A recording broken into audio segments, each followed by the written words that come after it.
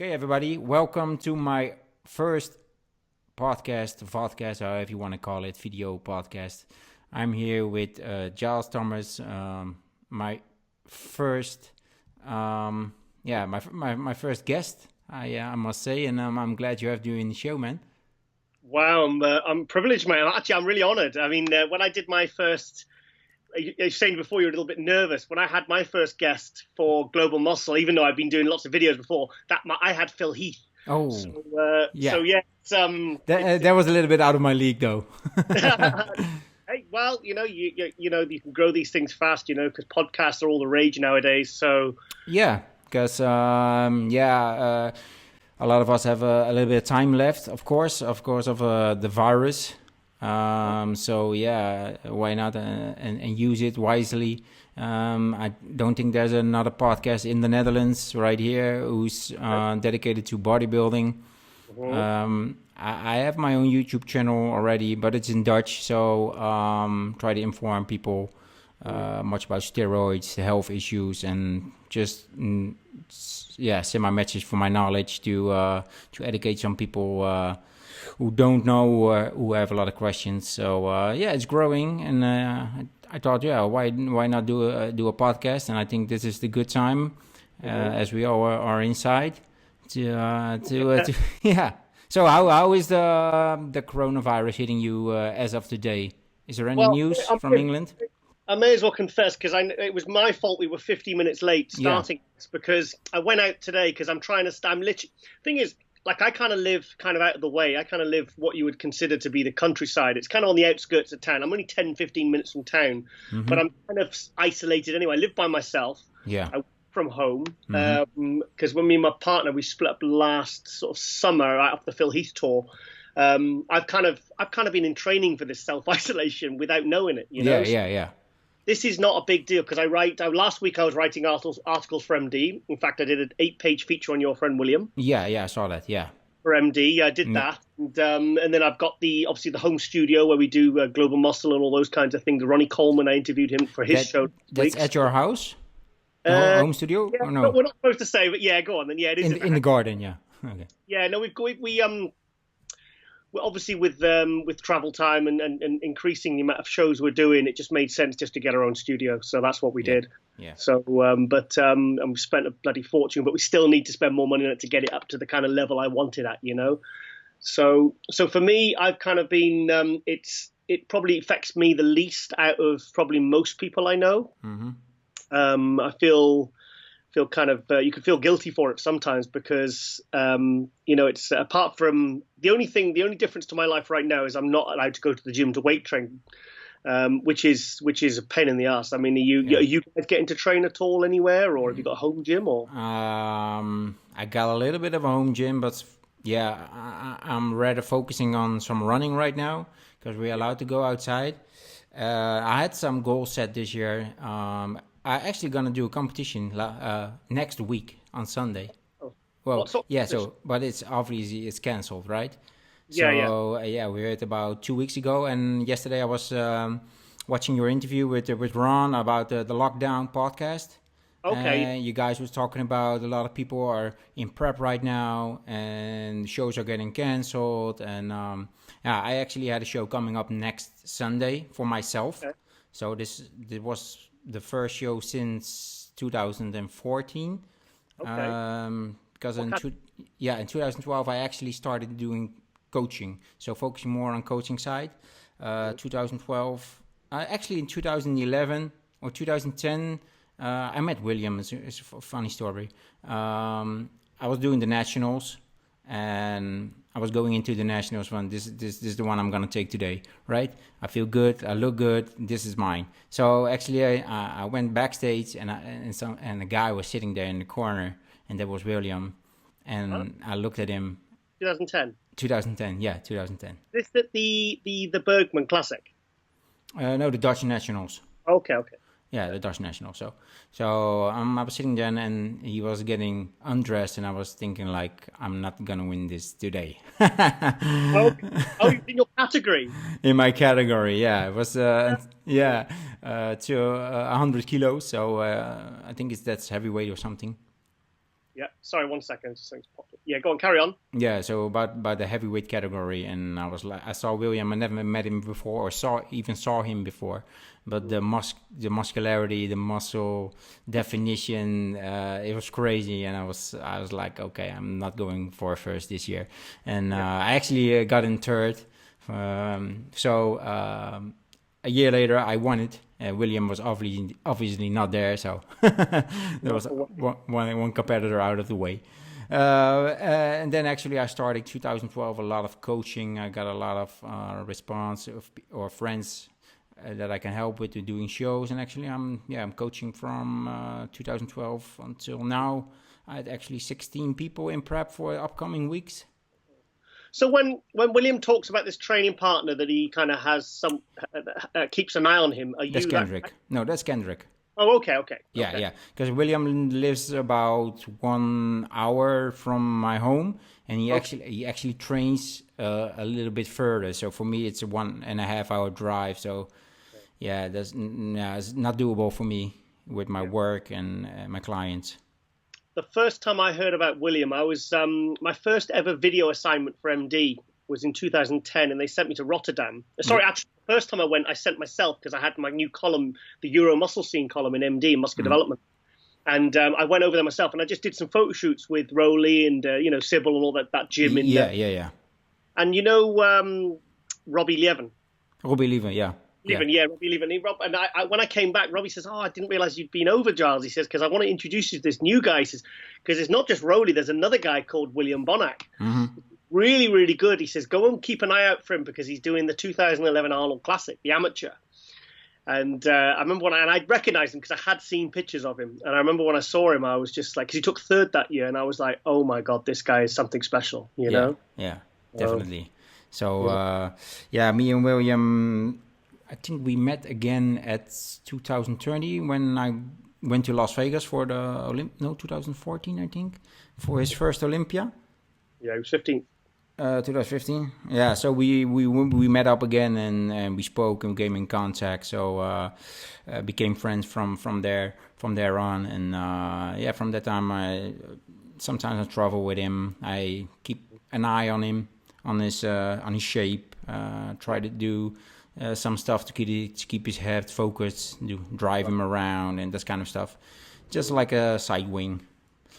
Actually, you need that though. You need someone. I mean, the thing is, like when I was with my ex-partner, she was women's physique. She did the Olympia. She won a pro show. She won Dallas. And I mean, when I was there with her, I was literally, like you said, helping them with their food and driving around. There's so much to sort of take. People don't realize sometimes when you're traveling with a competitor how much you need to do to help them, especially when they're traveling abroad and there's prep, food, tanning. Tanning, everything. It's a very there's a lot to do, and plus their heads all over the place sometimes a little bit. They're not maybe right in the right frame of mind. Sometimes they're they're kind of nervous as well, because people don't realize these top athletes, they do get nervous. They do have a lot of self-doubt. Yeah, in fact, obviously. Self-doubt is what drives a lot of these people. It's it's what keeps them improving. Yeah, I'm just a critical guy because I coach a lot of athletes who do competitions, and I would tell William if I like it or not. So I'm not gonna stick a feather up his ass to see, hey man, you look good, you're gonna win. No, I'm critical to see where we can improve, and just tell him that, and mastermind our brains around that, how we can improve. So obviously he won. So I was glad he won. Last year in Las Vegas, I was screaming at the front row.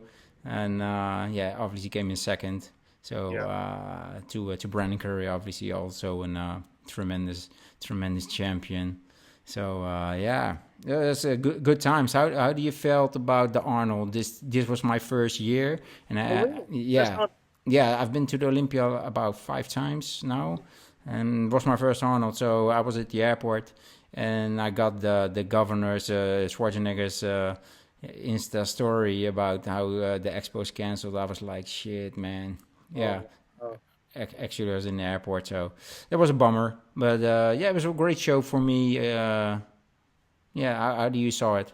Well, I mean, for you, that was your first Arnold, but Yeah. I mean, that was my 7th Arnold. The first time I went was in 2011, 11, 12, or 11. Yeah, so that was my 7th, and that was one of the most bizarre weeks of my life because 5-6 days. It was because things were happening so much, things were changing like by the hour, weren't they? I mean, I remember we were getting updates saying there was no meat. People were saying, "Oh, there's no media allowed. There's no people allowed at the show." The expo. Obviously the expo was kept because I landed in Chicago, and then I got I turned my phone on. I had 115 notifications, and it was just, what the hell is going on? Yeah, I thought it was a bug in my phone or something.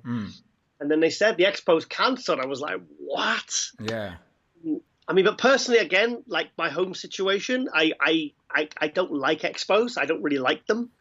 And when we have, because they're too busy, or just I don't. They don't interest me. They don't interest me at all. I'm there for the bodybuilding show. I'm there to meet people, see people at the hotel. So when they said that the expo was going to be cancelled, and then all the judging that you had at the expo was going to be moved to the same venue they have the finals, I was quietly going, yay, you know? I know obviously that's terrible for those 200,000 people and all these people that wanted to participate in all those sports and spectate. But from a personal point of view, I was really I was thinking, well, this is, you know, this is terrible for everyone, but this is great for me. Cause, from a very selfish point of view. But I was just like, because that Arnold Expo, it's so busy. I mean, it's so, I can imagine, The Olympia Expo I prefer because it's more spaced out, it's not as big and it's not as intense, and you can move around and you can get to the stands, and you know, but the Arnold Expo is so busy. But sorry, going back to your question, you were asking me about the Arnold. I thought it was probably one of the best Arnold Classics. I think it probably was the best Arnold Classic, the actual pro show, probably the best I've ever been to. So there's that flip side as well, you know? Okay. I thought William fully deserved the win. I'm glad he won. I was really pleased to see that his physique had really. I'm just trying to work out whether that was his best ever, because no, because for me, I always liked the look he had at the 2017 Olympia when he got third. Like when he won the Arnold Classic in 2018, and then I feel like he's never quite, because you're only talking like maybe 2% off. And obviously the Olympia he was down, but ironically it was his best ever result. But for me, his leg was probably, if his leg was 50% at the Olympia, it's now 80% of what it was. Yes, I agree. And it's only from the front, though, isn't it? In that, but it is back. It's back, but it's on its way back. But which kind of, until he gets that leg back to 100%, then he's not gonna have as good a symmetry as he did before. Yeah, I agree. Because obviously it was a big concern coming into the Olympia 2019, and that he called me up and told me, I can't move anymore because I tried to put up the toilet seat, and then my back just locked up, so obviously we need a doctor very quick to try to fix his herniated disc.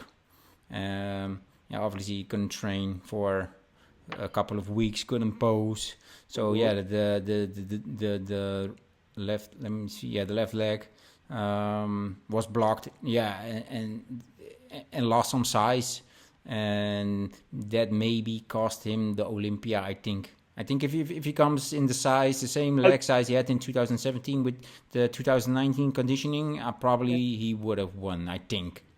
I mean, I'll be honest, I saw him when I was because I was obviously at the Olympia, because he came out first in his posing routine. When I saw his posing routine, because William's a very good poser, I thought actually he'd won it. I thought he'd won it, but then Brandon came out for his posing routine, and Brandon just kind of stepped his game up in terms of, and I was watching the way they were positioning him, and I thought, I think Brandon's going to take this. I think Brandon might take this. But to me, I mean, I wouldn't have disagreed if he had one, but I think it's a shame, like none of that top three were at their best. No. You know, Hadi wasn't as good as when he did Vancouver. Brandon wasn't as good as when he won the Arnold. William wasn't as good, full stop. So it was up at the same time. If any of those three had won it, would anyone have complained? No. That was my point of view also. So his leg is obviously going a little bit better right now. He's still in Ghana because he can't come home right now because the airport is closed. So he obviously was going there for his gym. to open up his gym. He's stuck right now in Ghana because the airports are closed for another couple of weeks. At least he can train in his own gym, though. So That's the really thing is that's a hell of a luxury right now. Yeah, I'm talking to Flex Lewis, and he has his own gym. Yeah, you know, him and his training partners, whatever they can go and train alone by themselves. A gym now is a real luxury. Definitely. People want to pay for it. Also, big money to even train in a kind of studio or a tiny gym. But I'm literally just doing cardio at home because I have a big Star Trek, like a expensive treadmill, like a gym one, like a gym level one. Yeah. I've had it here for, so I do my cardio every morning because I'm diabetic. So I have to stay on top of my weights and my cardio to keep my blood sugar under control. Yeah. Otherwise I can lose control of it. I can get very sick, you know? Yeah. So it's, I do it just also for my mental health as well, you know, because you have a good blast hard cardio session. I put the Dr. Jordan Peterson on the YouTube. I have my flavored aminos. I do it fasted. And I just feel it just gives me a good start to my day, which then usually carries me through the day. And I feel great all day then, you know. But if those days I don't do it, especially with no weight training as well, you know, I would probably start to dip a little bit and go a bit crazy, you know, in the house, you know. Yeah. So, I can imagine. So that's why my focus right now is on the running side. And I'm thinking about doing a marathon, the whole marathon in later this year. So going from a bodybuilder to a marathon, and also do motor racing, but it's also cancelled right now for the upcoming months. So I had two competitions upcoming, but also cancelled. So yeah, we have to see health come first, and a lot of people out of a job, families getting sick. So that's the main priority right now. Where people should focus on. A friend of mine from Birmingham, a gym owner, he was the promoter of the 2011-2012 British Grand Prix, Simon Fan. He's in a coma. Oh. He's in a coma 2 weeks. They've induced him into it because he's kind of got it, he's got it seriously, you know. Yeah. So it's when I think it really hits home when you find out of someone you know has it, you know, then it really feels close to your heart and close to your, you know, your sort of, your soul. It's scary, you know, because it's like I went to the supermarket. That's why I was late coming on here and everyone has to queue outside. And the supermarket, it was so quiet and everyone was so like nervous and there was no music and there were signs everywhere. It was so intense. I mean, how long do you think it'll be before things really start to turn to normal? What's it like over there? Yeah, it depends on the country, I think, because I'm thinking America is gonna have the New York Pro is coming in May. But it's gonna be cancelled. Yeah. Definitely gonna be cancelled because New York is probably the city that's hit it most hard right now. So I'm thinking about August, maybe September to open up all venues again for a competition. I think in the Netherlands. What do you think they're going to do about the Olympia? Because the Olympia is definitely going ahead. I was going to ask you the same question. What you going to think? It's definitely going ahead because we've spoke to them. Spoke to Dan and Jake. It's definitely going ahead. Apparently the expo sales are doing really, really well. The ticket sales are going well. Probably because there's a lot of exhibitors wanting to exhibit because they've had no chance to, so they're probably all maybe putting all their focus in the Olympia. So where the Arnold loses out, the Olympia will benefit, we hope. But what about the bodybuilders that need to qualify? I mean, it's like I was talking on that show I did with Ron the other day. It's like, what does Rami do? Because Rami was due to go to the Arnold Australia to qualify because he didn't qualify at the Arnold. He got third place. Yeah. So what does he do? Does he go on another prep? Does he get an invitation? Do they relax the? What do you think they should do? Do you think they should give out?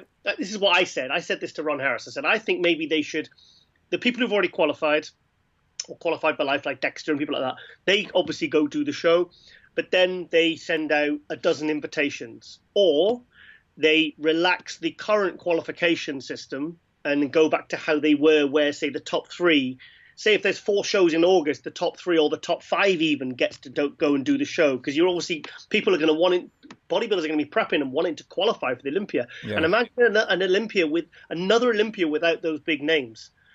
You know, I think the most obvious situation is where they're gonna let the top 3 enter the Olympia.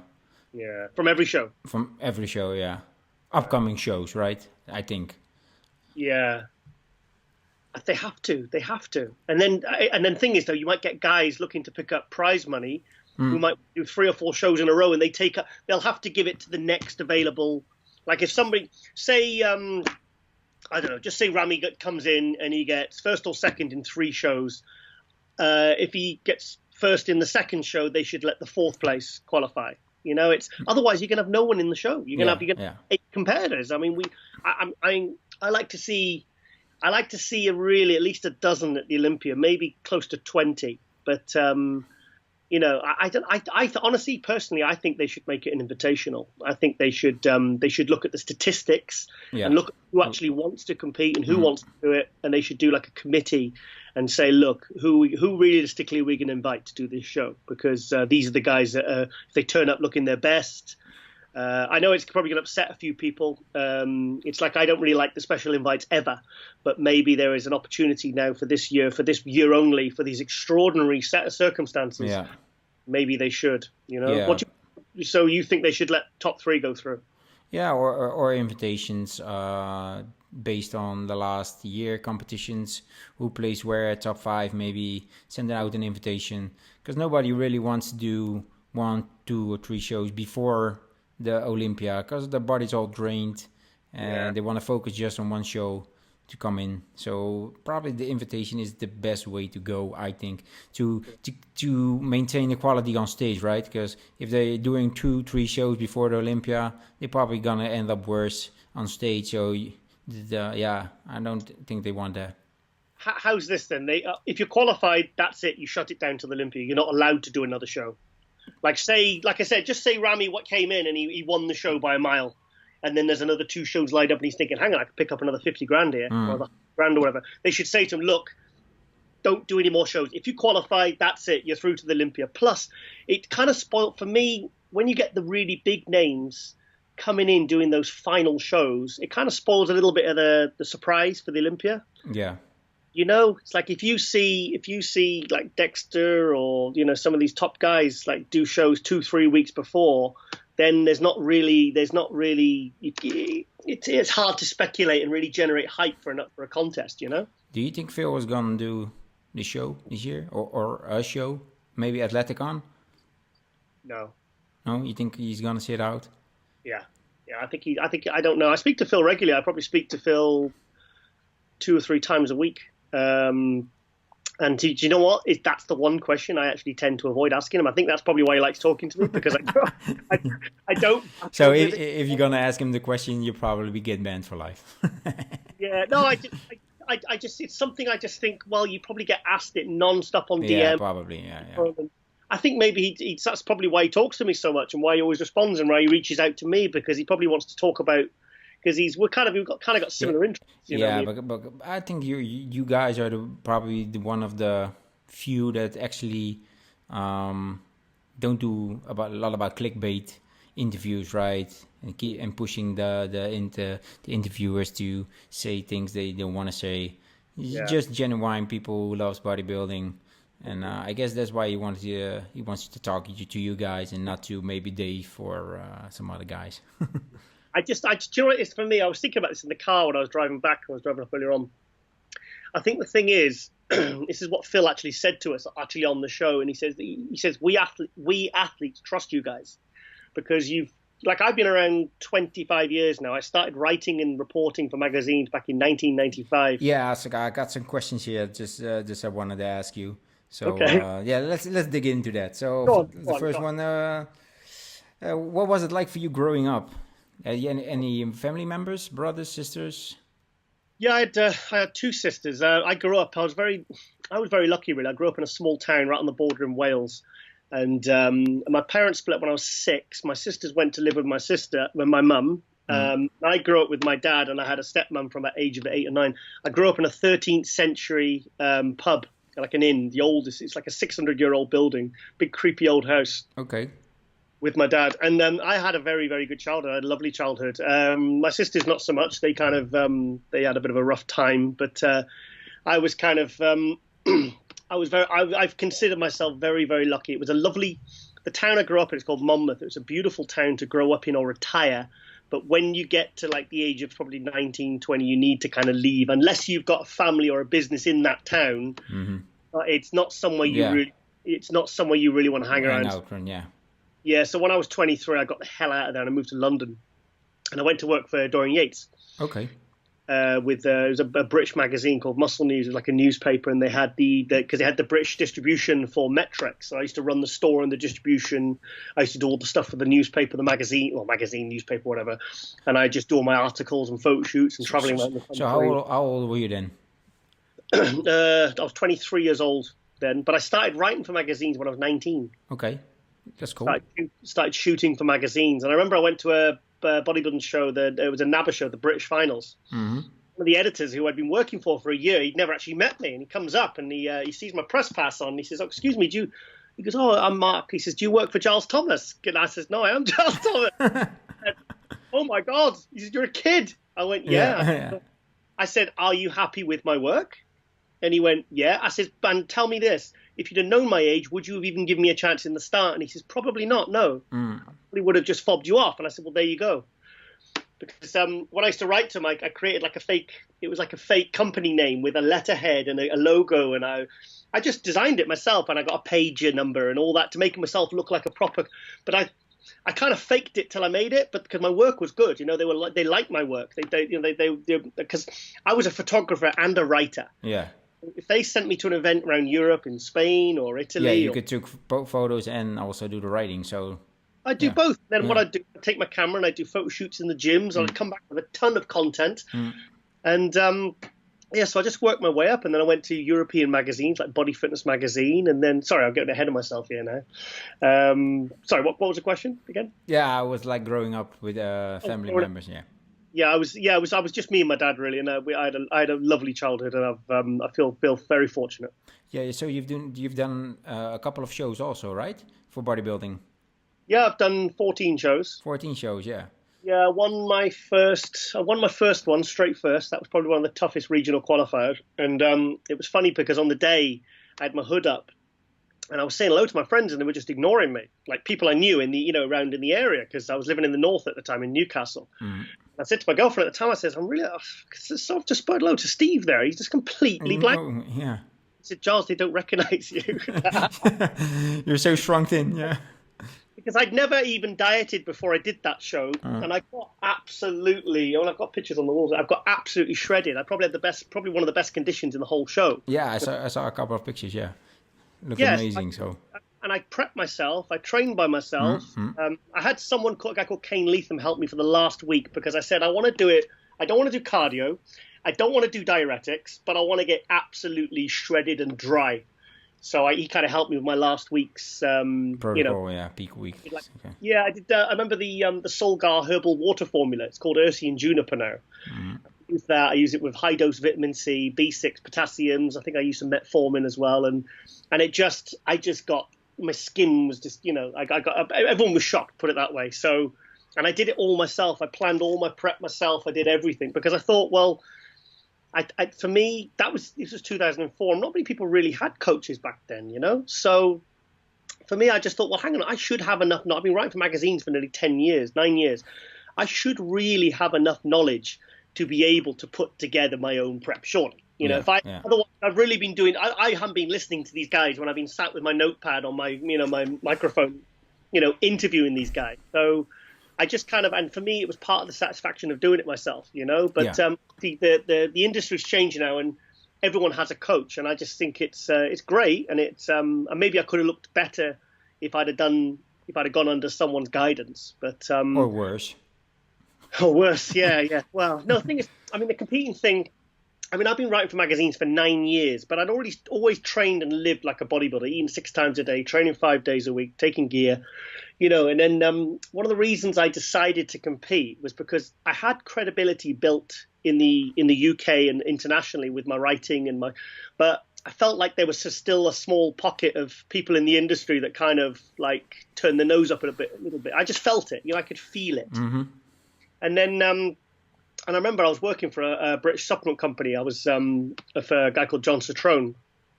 I remember we had a glass office in the gym, and it was separate from the warehouse where all the products and all the products were kept. But I liked being in the midst of all the people. You know, it was nice having that, you know, people coming and going in reception, and it was great.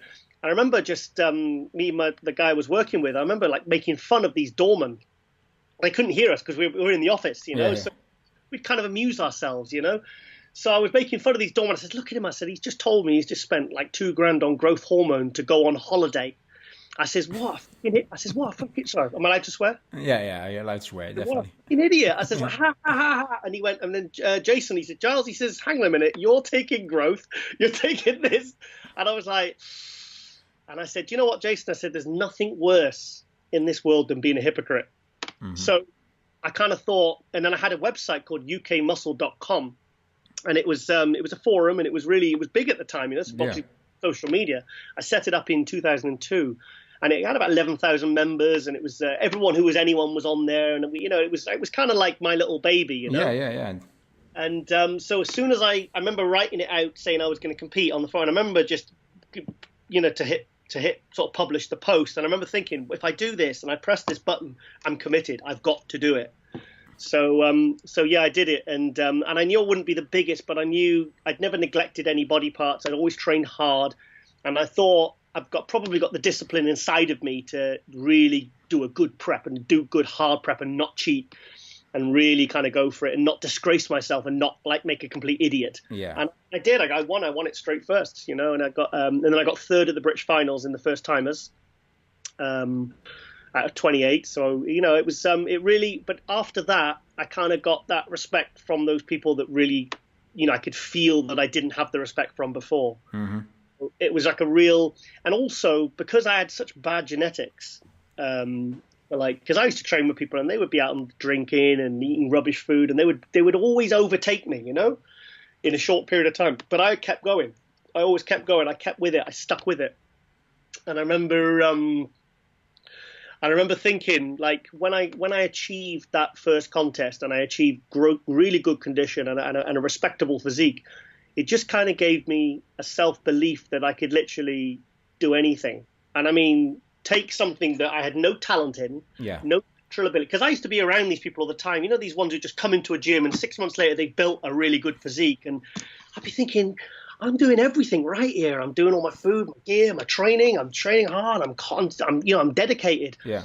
And I'd see, and that's when I really learned about the importance of genetics. Yeah, definitely. So like Dorian, I'm not comparing myself to Dorian here, but Dorian had the mental genetics that saw him surpass the Kevin Lebrones, the Flex Wheelers, because he had that attitude of never giving up. So that attitude and what that taught me of doing that first contest just gave me a belief that literally I could decide, pick something to do and apply enough hard work and dedication where I could succeed. And it did. It changed my life. It actually changed my life. And that's why I always say to people, if you're going to compete, don't say, oh, I'm going to do it next year when I put enough size on. Just do it. Commit to it and just give it everything you got. And I tell you what, you learn so much about yourself. So what would make you stop competition? Diabetes. Oh, the diabetes. Okay. From gear or? I don't know. I don't know. I never took insulin. But I honestly don't know. But I got very sick after my last contest in 2013. I did the Classic, and I qualified for the British finals. And I didn't look. The last week, I crashed about 20 pounds, and I was carving up. And the more, because I can go very almost keto. My energy levels when I'm on very like almost zero carbs, my energy levels used to always go through the roof, because I used to keep sodium and fats in. And I was thinking, why do I feel so good on a prep when I feel so bad when I'm eating normally? It's because I probably had mild diabetes then. Yeah. And, you know, like my lifestyle now is like I'm almost like on a constant prep with my diet. And that's how I have to keep, but now I feel better than I've ever felt in my life. So I think I probably made it worse by probably dieting and prepping a little bit too hard, staying on growth hormone too long. And then eventually my body, I think I just built up a lot of insulin resistance. And then when I came off, I didn't PCT. I think because low testosterone is linked to diabetes. And I think I just exacerbated the problem point where I ended up very, very, very, very ill. I was shredded. But I was really sick. I got really sick. And I remember one week I fell down the stairs because my legs were so weak. Yeah. And then when they gave me insulin treatment, because I put something, I think it was about 4 or 5 kilos on in 7-8 days. And on the 8th day, I was back squatting 100 kilos comfortably. So it was a scary time. That was 2013. But yeah, that's why I really stopped competing, because I just then it became like a daily. My prep is 365 days a year, and it's a constant battle to keep my blood sugar down. Yeah. If I do, I feel great. I feel absolutely amazing. So and I do cardio now as well, which is something I really wish I'd done before. I really wished I'd the health benefits, the mental benefits. Yeah. I really wished I'd maybe eaten a little bit more when I was in. That's the one thing I wish I could go back and change. Wish I could have gone back and really done cardio, because I don't get any aches and pains anymore, and my body works differently. I have a more sustained energy. My mood is more sustained, and that's literally the only difference is I'm doing cardio now. Okay. So tell us about MD Global Radio. Right. Yeah. Well, this was back in October 2018. And I was saying to MD, I said, look, I really want to do more for MD. I really want to get more involved. I want to get like a proper monthly income coming up, rather than this kind of sporadic up and down. Yeah, because I've been on MD probably since 2004, I think. Okay. Just on the forums, I always watch every show, play-by-plays, back in the days, and had a little bit more time. So you came up in MD in 2010, I believe? Yeah, I started working for MD in 2010 because what I was doing, I was on the forum, and I was working for a Spanish magazine called Body Fitness Magazine. They had a Spanish edition, a Portuguese edition, and a British edition. And within few months, I was pretty much doing 20 to 25 pages of editorial, of photos, photo shoots, show reports. I did I think one issue I went up to 9 pages with my gossip column. so I knew a lot of gossip. Yeah. And I started getting the PDFs of all my articles, and I started publishing them on the MD forum. So, and I think this was around the time when like Zach Khan had emerged, and there was a lot of good European talent, This was, around 2010. There would have been like William would have been coming up, and Rowley was making waves, and he turned pro at the 2009 Arnold Classic. So a lot of focus was off the American bodybuilders, and it was on this European, this side of the world. And they were thinking, and I think Steve Bleckman had a conference call with Sean Ray and Ron Harris, and they said, look, we really need to be the first. This was when you had Muscle Mag and all the magazines, and they all want to be the first. Yeah, they want to be the first to jump on these hot new talents, And so he says, look, we need someone over there, that can really kind of be the first to kind of let us know who knows these guys. So. And Sean and Ron both said, well, Giles, I know Giles. They both knew me, So then I got a private message on my, on the forum from Steve Bleckman. He said, hey, Giles, he says, I've seen what you've been doing on the forum. He says, would you be interested in writing a column for MD? And I says, yeah, of course I would. Yeah, definitely. Yeah, definitely, yeah. Yeah, I was like, wow, yeah, this is about October, November 2010. I think some reason I remember that way. And, it's snowing. Yeah, I saw it this morning also. The sun is shining here right now, so we have good weather. Yeah. Yeah. So anyway, so I said, so we did like a 1 page, like a start. It was like 500 words. And he says, do you want to go to 2 pages? And you go to 1,000 words. And I says, yeah, of course, yeah. So that was 2010. 2011, they sent me on my first video assignment, because I'd never done video interviews. I'd only done it over face-to-face. So they sent me to Rotterdam. They said, look, there's a video camera, there's a microphone, go and get as much content as you can. So I did Marshall Herman, Gregor Francesca. Yeah, classic guy, fantastic physique. The Floortje, the natural, the physique girl. Floortje, yeah. Sorry, I can't say her name. Yeah. Floortje. Yeah, the little, Indonesia. Yeah, lovely, yeah. I've seen them for ages, actually. So I went over and I just filmed an absolute mountain of content with Sybil and Rowley and everything. So that started, and then I started doing show coverage like the Arnold Classics and the Olympias, because they started me covering the Arnold amateurs, because the best guys were the ones coming from Europe, and I like the Middle East, and I kind of was in the know, so I had my ear to the ground, So they So that's what happened there. So going on to Global Muscle, this was because I had 2 years. I left in 2013 for MD, and then I had 2 years at Flex Magazine. Okay. So I was writing for them. In fact, I did an article on William actually. I've probably got it actually over there actually. An old So I did. I was doing articles, and I had a column called European Muscle. And so anyway, then I started getting back with MD. 2017, 2018, doing bits and bobs, and then I said, look, I want to do more. And they said, look, we really, since Sean Ray left, we don't have a radio show. And would you be interested in doing something like that? And I was thinking, did Sean go to another show or Generation Iron? Yeah, okay, the Generation. Yeah, I see some of his interviews. Okay. No, because I covered the 2017 Olympia. For MD, because 2 weeks before they had all his flights and everything paid. 2 weeks before Sean left to go to Generation Iron, so I was in my dad's house in Cyprus, and they said, Giles, can you come to the Olympia? And I was like, are you going to the Olympia? Because they thought my partner Rosie at the time, they thought because she won Rookie of the Year at the Olympia the year before, and she only got 5th in Tampa in 2017, so they assumed I was going to be at the Olympia with her. And I said, I'm not going to be there, guys. I said, so that they left it at that. They rang me the next day, and they said, can you, if we pay for everything and give you this, will you do it? And I went, yeah, of course. So I did a good job, So anyway, I was back with MD, and then, but the idea of me with a microphone, just me talking by myself, which people were going to download and listen, I wasn't excited about it. I didn't think it would last more than a couple of months before people got bored, just hearing me talk out loud, to a microphone. I just thought, because they set something up with sponsorship, and I thought, that's just not going to work. So I'd been to the studio where they had all the podcast equipment, where they copied the same equipment that Joe Rogan had.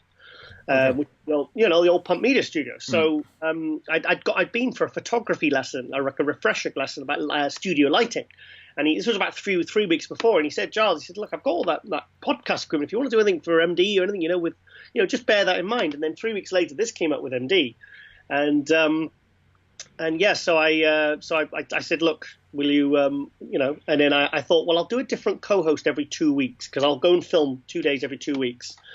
And I asked AJ. Yeah. I asked AJ, and then I was going to do Luke Sando, I was going to ask Zach Khan, and then I was going to ask Jamie the Giant, and I was just going to find other people to go do like a guest co-host. Yeah. As soon as AJ came over, because he was I thought he'd hustled me. Because when he sat down, he was like all nervous and stuff. He goes, I've never done this before, and he put the headphones on. And then if you watch that first episode of Global Muscle, watch it.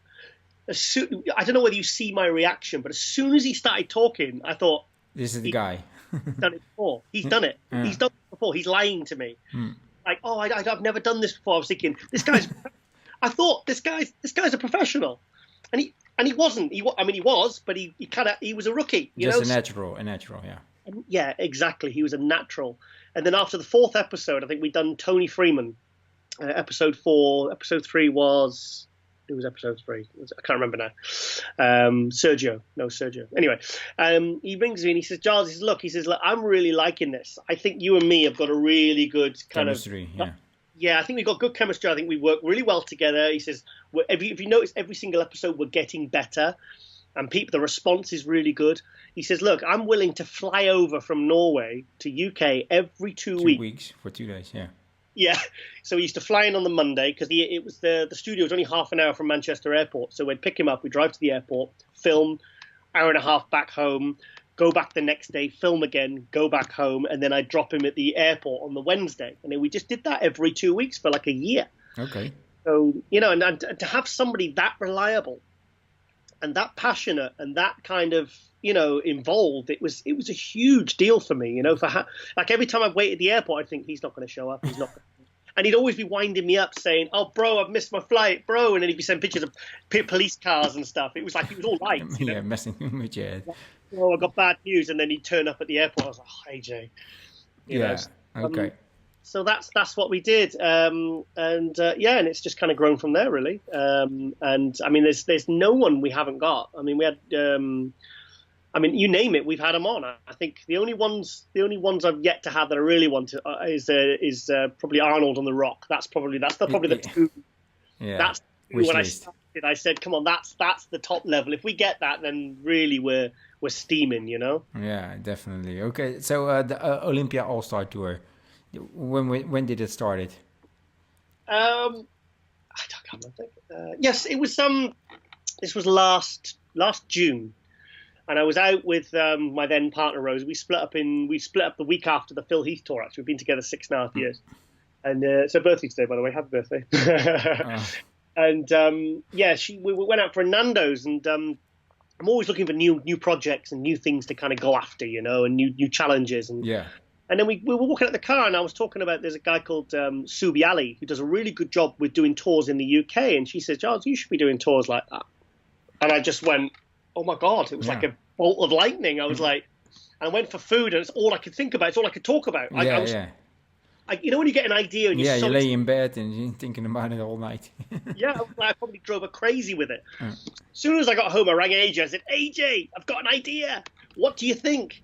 I said, we know these guys. They're our friends, you know. I says, you know, so when he says, bro, he says one thing. He says, why didn't you think of this idea before? So I was like, well, okay. So I said, well, who's the first two we want to do? So we both said Phil Heath and Brandon Curry. Yeah. So we contacted them both. They both said yes. I was like, wow, okay. Oh, yeah. So I think within 6-7 weeks, we organized the Phil Heath UK tour. That was an 8-day tour. I'll be honest, they both were a success, but I tell you what, they are so stressful to organize. It is worth it in the end, but it's like the toughest prep you've ever done. Okay. So how does the tour looks like? You go to the gyms or? Yeah, we did. With the Phil Heath one, we did the first night we did like an audience with Pump Media. That was really good. He hired out like this. It was like a proper theatre. It sat about 250 people, and we had like headset microphones on, and Phil was stood up, doing like a sort of like a seminar or something. Yeah, it was different from a seminar. It was better than a seminar. And it was Phil came out by himself to music, and then it was like it was all voiceovered, and like on a big screen in the background you had edited footage of like in a cinema, and then the person comes out, and the crowd was going crazy. Me and AJ were sat at the back at the top, and then we're introduced, so we come down the stairs, and everyone's clapping, and so we did that, and that absolutely blew people away because nothing had really been done to that level of production, So. I mean, we all, Phil did a great job. Pump Media did an absolutely amazing job. So, and it was one of those ones where like all the tickets kind of sold in those last few days, but like 3 or 4 days before, it was like shit. Are we just gonna lose money? Are we gonna? Yeah. I said to some guys, I said people won't commit to the last minute. So just because up to like the week before, we were like, shit, should we pull the plug on this? Should we cancel? I said, no, guys, we've got to seriously. People will buy the tickets in those last few days. You'll get a big rush, and the place will be full. And that's exactly what happened. So yeah, they probably were scared Phil was not coming or something. Yeah. So like when I put the picture of when I went to pick him up from the airport, and there's a picture of him doing like that with me, and then I mean it just blew up on Facebook. I put it out on Facebook, Instagram straight away, and I think by the time I drove home, it had like so many hundred likes and comments, and everyone was sharing it, and it was like because it was our first one. I think sometimes people are a little bit skeptical. They think, Phil Heath's not coming to Wigan. He's not coming to the UK. And we made it happen. And I tell you what, it was one of the most fun 8 days of my life. I mean, we're bonded with Phil forever, It was amazing. I mean, it completely wiped me out for about a week afterwards. But it was just like getting to train with Phil and just the response for people and the way he was. And because he really over-delivered. I mean, we were shocked at how good he was, how good a talker, how intelligent he is, how he connects with people. I mean, he was so professional. Because you've heard all the rumors of like Phil being a bit of a diva, but it's like he was not at all. He was he was a professional when he was on. Yeah. When he wasn't, it was like hanging out with one of your best mates. It was just non-stop fun, and probably the same with Brendan also. Absolutely. I mean, we did Brandon 2 months ago now, and it seems so long ago now with everything that's gone on in the world. It's crazy. So, when is the next one coming up? This year, maybe? Well, we had 4 kind of not set in stone, but we had 4 planned out. We were looking at doing one with Hadi, Rami. I've spoke to William about doing one as well.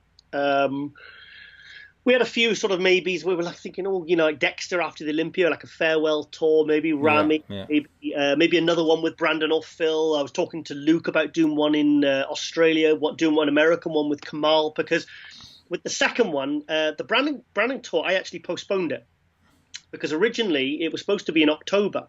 This was about 2 or 3 weeks after he'd won the Olympia. So it was once he won the Olympia, then people were really interested because I was struggling to get the same kind of interest that I was. Phil Heath, yeah.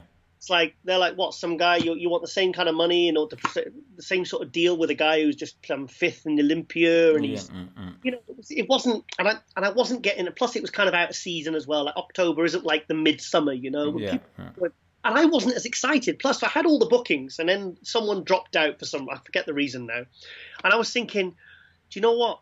He's just won the Olympia. Why don't we postpone it? And we don't just, I says, I'm not excited about doing another only UK tour now. So I said to the guys, I said to Brandon and Brandy and AJ, I said, look, guys, I've got an idea. Why don't we take a step back to go 2 steps forward? So let's do it in, say, January or February. So we had to work out the date because obviously he was very busy once he became Mr. Olympia. And I said, let's make it a European tour. Let's do 3 or 4 countries in 7 days. Let's do it. Let's really go for it. I said, because that I can get excited about. That gets me jumping out of bed in the morning, and that gets me really, I can. So I reached out to a few countries, hoping that one of them would say no. And Italy said, yeah, we just can't organize this at the moment. I had some stuff going on, whatever. And then Spain and Portugal said yes. So the promoters Emilio Martinez and João Ferreira, because they kind of co-promote and they support each other, so obviously the countries are close together. They're not rivals, they kind of work together. They said, look, the fee you want, we'll come together on that, and we'll split the 3 days in Spain and Portugal. So you do a day and a half here and a day and a half there. So that's what we did. We did 4 days in the UK, which was amazing, and it was less driving because the Phil Heath tour was brutal because I did all the driving. Okay. I mean, some of the days, like, you got AJ who's like 400 pounds in the back, he's a monster. He's like 6'6", he's a beast, and in this little like Nissan Juke, and so and it was just, and by day 3 my anxiety and my stress levels were starting to go because Brandon, we didn't have a clue how Brandon, because to be honest, Phil was so good, we were thinking anything else is going to be a disappointment. Like we were just good. We were thinking about maybe just doing tours with Phil because he was so good. Yeah. We talked about it. It was like, Phil, we didn't realize how good a speaker you are. You're like a proper public motivational speaker. We could do these in hotels to people who aren't even interested in bodybuilding. People like you felt inspired for your life, not just to go and hit the weights. And when you look at his arms or whatever, you watch him train, it was more than that. So when Brandon came over, we had no idea. We knew he was a nice guy. We knew we got on well with him, and he was fantastic. Yeah. He was absolutely fantastic. He had a story. He had we really played on the fact that at the 2016 Olympia, he was last place at the Olympia. In 2019, everything he'd been through by going to Kuwait, the sacrifice, being away from his family, within 3 years, he's won the Olympia. It was like there's a story. Yeah. Story that you can connect with all those people who come to see him. Plus, he was the current reigning Mr. Olympia. And it was amazing. And by the time I got to I think the best I felt, there was two memorable moments from that tour. I think the one was when we had the episode with Abdullah, Brandon's coach. Yeah. Had it playing. We had it playing in the car with Brandon in the back listening. And there's me and AJ on the speakers. AJ sat next to me. We're on the speakers talking about Brandon. So, and I remember it was a really sunny day, and we were driving. Where were we driving to? I think we were driving to Kent for one of the seminars. Across to Muscleworks Orpington. And I remember just thinking, I laughed, and I was looking in the rearview mirror because Brandon was just kind of looking up. You could see he was listening. And I said, I hope I haven't dissed him. Brandon says, Giles, he says, to be honest, he says, even if you did, he says, it'd take more than that to upset me. Yeah. Trust me, buddy, trust me, bro, whatever. So, and then the next one was when, what was the next one? Oh, it was when I think when we took off and we made the flights to Spain, because that's when the responsibilities of because I've been doing all the driving in the UK. UK, yeah. Once we left that first flight, because we had 3 flights, we had UK to Spain, Spain to Portugal to the UK, and I knew then that was their responsibility. It was over them, yeah.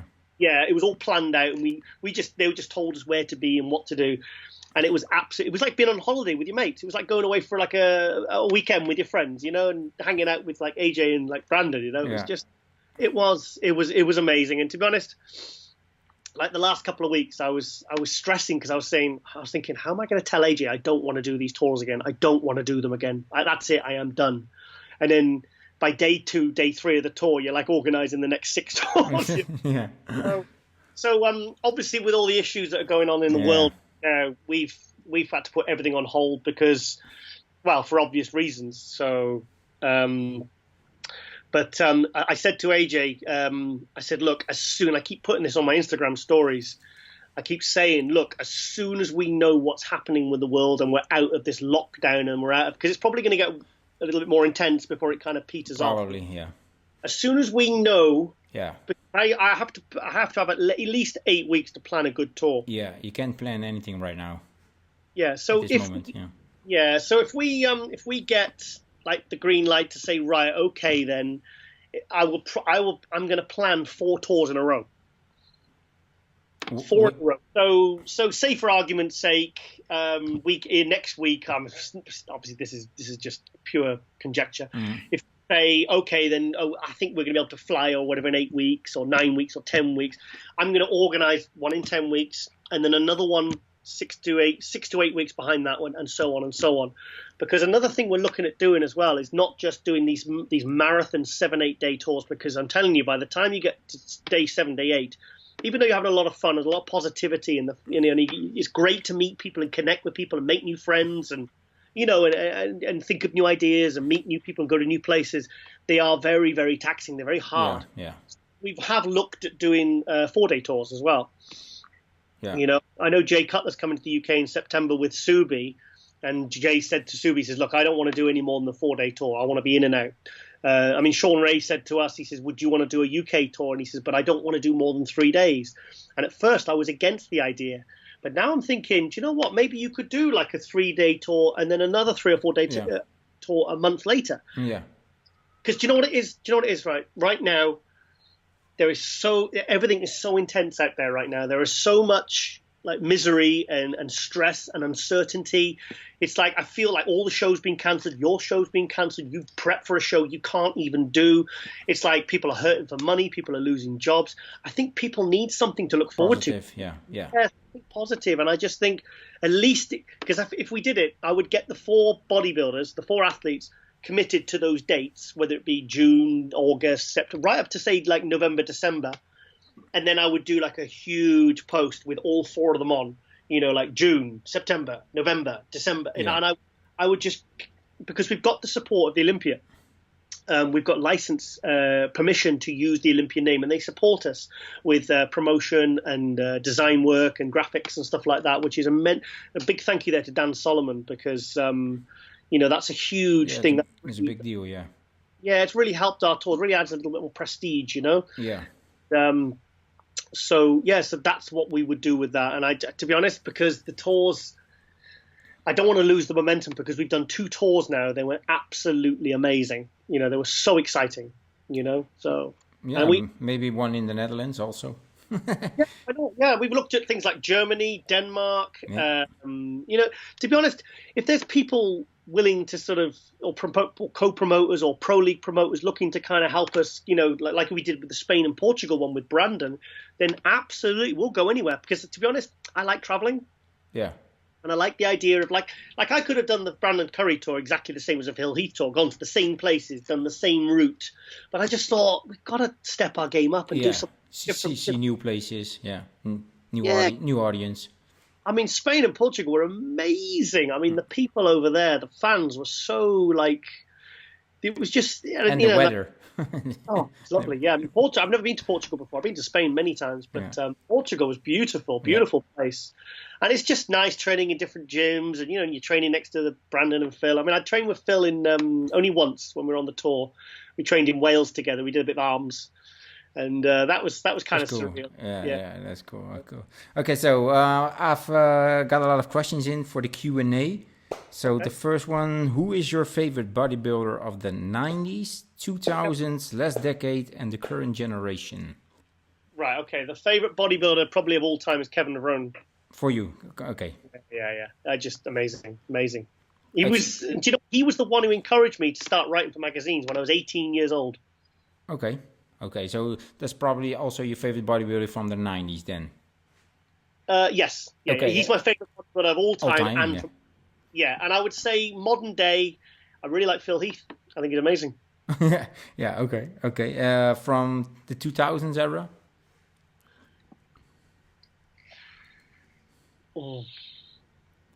Oh, 2000. It's Sean. No, Sean Ray retired in 2001, didn't he? Yes, Ronnie probably. Ronnie for me was also a 90 guy, of course. Yeah, but he slipped from what I saw from 2000 and later. He slipped back. I think his best physique was 98, 99 for me. 99 was when he had the tiny little waist, and he he was. I think people either like the two. There's an argument for the 99 or the 2003 mega freak look. Yeah, because 99 he had that tiny little waist, and it's probably one of the greatest Mr. Olympia physiques of all time. Yeah. Some people say that it is. Thing is with Ronnie though, he was too far out of reach. Like I couldn't comprehend. Like he looked like an alien to me, so I couldn't relate to that.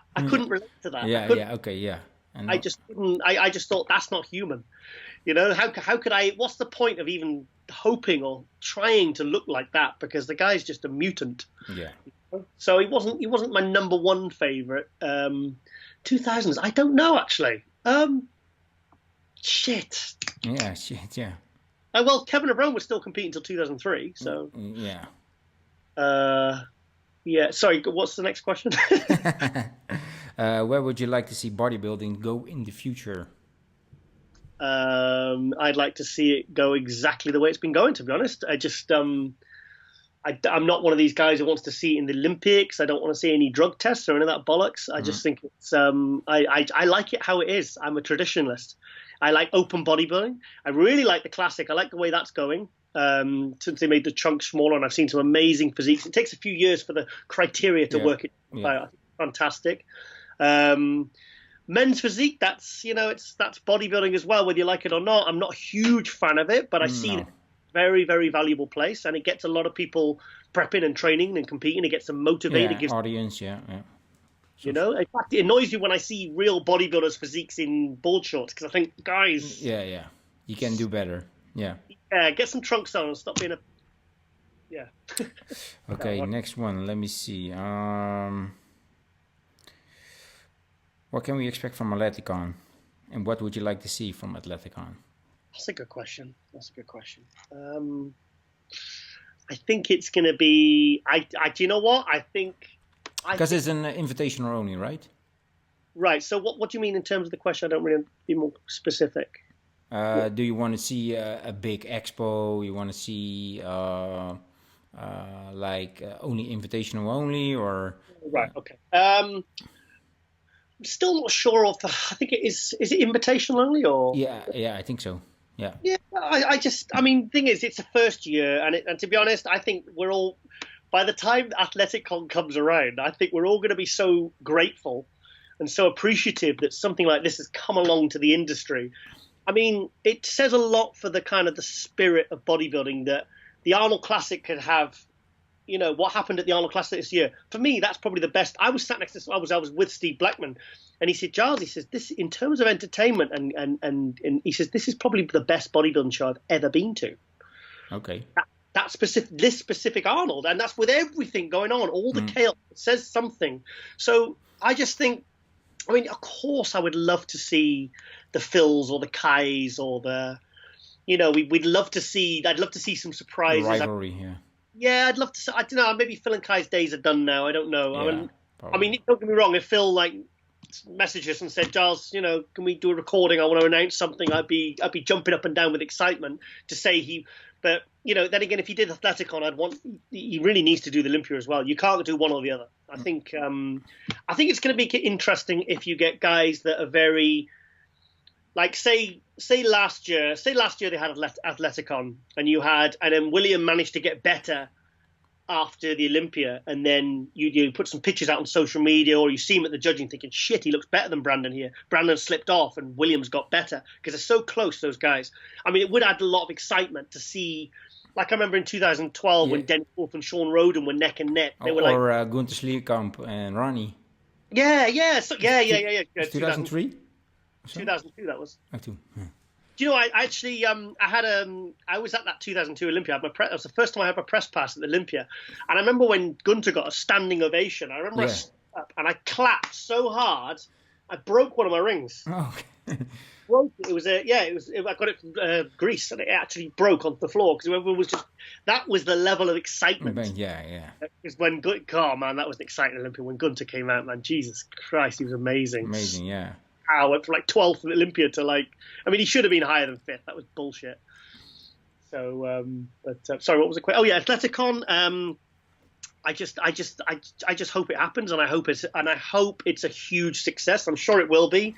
I mean, come on, it's got The Rock and Danny Garcia, because she's Superwoman. I was only made aware of her probably from Phil last summer, because he told us about going under Danny Garcia's management team. He told us back in July, and he only announced it a few weeks ago.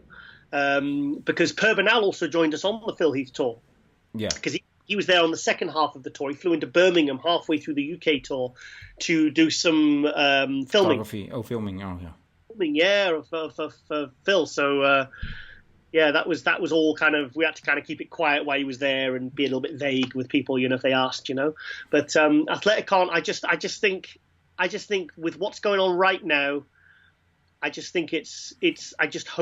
I hope it's a huge, huge smash success this first year, because I think people are going to be, if this lockdown and people being stuck in their homes and not being able to train, people are going to be thirsty. People are going to be hungry for something like these kinds of events. So I just hope everyone turns out and supports it. I hope by then all this Corona thing is all kind of taken care of, and it's, I just hope it's not impeded the Olympia or ATHLETICON in any way, because we need these events. Yeah. The body need the events, Do you think a lot of bodybuilders are going to be affected by this virus? Because if it takes too long, the preps get shorter, the time to make improvements gets shorter. I just think everyone's in the same boat. If everyone's in the same boat... Almost everyone, yeah. Flex is... still can train, so yeah, but come on, you and I know a lot of the bodybuilders have access to gyms. They're going in at funny times by themselves. They've got places to train. I don't think William is able to train here in the Netherlands. No. Oh, at all? No, you get big fines if you let people in over here. So really, he's better off in Ghana then? Yeah. For training, yeah, because obviously 2 of his children are over here, so that's a big issue right now. Okay. But yeah, for training, he's better off in Ghana right now. Yeah. But yeah, I see a lot of guys train at home or in the garage who aren't able to go to the gym right now. Do you think that's gonna affect a lot of people? If this takes too long, let's say 1-2 months. You mean the actual pro competitors, like doing Olympia? I would hope that those top level guys will find some way to train. And another thing I said on that Ron Harris thing I did the other day, the online thing, is that a lot of these athletes are supported. They're sponsored, so they're not going to lose their incomes. So as long as they can train and eat, that's all they need to do. They'll still have that income coming in. And if they're doing like 4, 5, 6 shows or whatever, then they know that. And the shows could be cancelled, can't they? So. Mm-hmm. Yeah, I just think we're all in the same. I mean, all our incomes are kind of affected by this. Yeah, definitely. Yeah. I just, God, I would hope not. But I've seen amazing things done by bodybuilders, done by athletes. I remember my partner Rose, the last show she did, she did a prep in 13 weeks, but she did it starting from absolute scratch. I mean, I could show you pictures of. She just looks like a normal girl, and she got second to Margita Zamalova at the 2018 London Pro. I mean, so my point is, I've seen, and you know what? And you know what? Another thing, bodybuilders, like another thing Ron Harris said on that run line is that bodybuilders sometimes do need to take breaks that they wouldn't otherwise take. Yeah, I agree, but not like 3-4 months. Let's say this continues until July.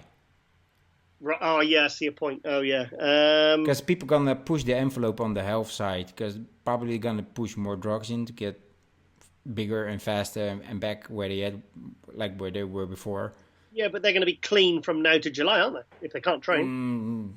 Clean. Yeah, I don't know what you understand of clean, but I think most of the people will do TRT or something. Yeah. And probably won't go off right now. Yeah. Well, ITRT because I think my diabetes was linked to low testosterone. Yeah, low testosterone, and I take like 250 mg usually a week now, 10 days of it. And if I don't take it after 2 weeks, I can just feel my just general get up and go, and with the way I feel, it's almost like depression, but I can feel myself. Yeah. I don't feel as strong, in my mind. I know what you're honest. I've been off for 2 years now. 2 years natural. Totally off, so no TRT, and wow. So my text levels are somewhat good, just in range, lower range. Yeah. But I feel good, so I don't feel the need to go on right now. So obviously this was gonna be my first competition doing as a natural guy. Really? Just to show my followers and my athletes, you can still do shows when you're a natural. Just put in more work. Definitely is a little bit harder. I never had the confidence to do it natural. I just got everything I could get my hands on.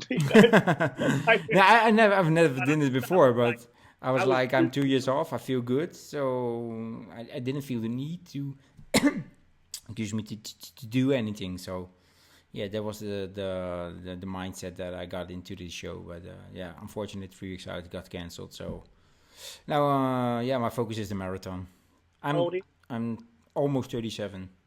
30. Oh well, yeah. So probably haven't done that much damage. I started when I was 19, probably. So right. One second, I'm just going to turn the heating up. I'm absolutely blasted. 1 second. Yeah, no problem. We're almost done. Yeah, sorry, I just it's like an oven in here, and I got my bloody hoodie on. So yeah. So I've got 2 more questions, I think. What other sports do you like to follow besides bodybuilding? Nothing. Only bodybuilding. Absolutely not. No, I don't. Doesn't interest me. It never has. Never will. No. Okay. That's a good answer. Who is your favorite colleague? Colleague. Yeah. AJ. AJ is your favorite colleague. Yeah. Well, I've been very lucky. I've had a lot of great colleagues. I mean, all of them. I love them all, to be honest. I've worked with Hector Mendoza. I've worked with Ron Harris. I mean, you've seen the coverage, the Arnold and Olympias that me and Ron Harris do. We do good work together. Yeah. Me and AJ, there's something real special there that that you've seen the energy. I mean, you wouldn't believe the energy when that studio, when we get in there. It's almost like psychotic. It's just like when he comes over and stays at my house, I have to sometimes I have to give him sleeping tablets to get him to go to sleep, because he won't sleep. He's got so much energy, and he's on his phone, and we're chatting, and he's like throwing all these ideas out. Yeah. I wake up in the morning, because he still stays at my house, and he stays in the back bedroom, whatever. And in the morning, I'll get the messages on the group chat, and he's just booked another 4 guests. And I'm going crazy. I'm like, AJ, what if one of them's late? Or, I mean, we've done 6-7 guests in a show before. It's a lot. Yeah, definitely. Okay, I think I've run out of questions right off now. So I would like to thank you, Giles, for coming on the show.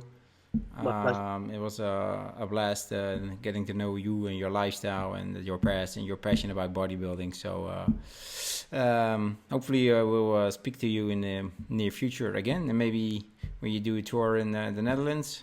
Let's see we can make that happen for all the followers.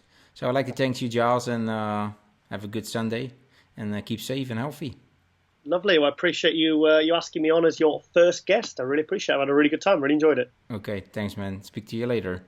Thank you. Thanks. Bye-bye.